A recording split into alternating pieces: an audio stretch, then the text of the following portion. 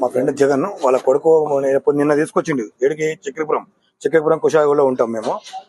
మా కాలనీలో ఉంటాడు ఆయన కూడా. అక్కడ ఉంటే నిన్న తీసుకొచ్చి ఆల్రెడీ బిర్యానీ తినిపించిండు. పొద్దున 10 గంటలకు తీసుకొచ్చిండు. వీళ్ళు ఒక వారం కింద కొట్టిరు ఆల్రెడీ పిల్లోని. ఎందుకు కొట్టిరని మా ఫ్రెండ్ నా దగ్గర ఏడా గట్కేసలో ఉన్నాం మేమన్నా. మా పిల్లని ఎందుకు కొడతారని ఫోన్ చేసిండు.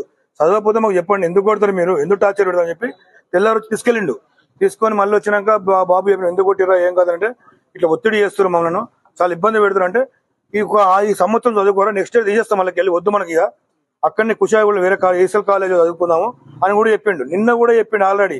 నిన్న మాకు నైట్ 7:30కు మాకు కలిసి వాళ్ళ డాడీ కలిసి ఇట్లా మావోని తీసుకొచ్చిన బాయ్ ఈ సంవత్సరం చదివిస్తాను, నెక్స్ట్ ఇయర్ నేను ఉంచాలా అంటే మా బాబు కూడా చదువుతాడు వేరే కాలేజ్లో, చైతన్యలో చదువుతాడు.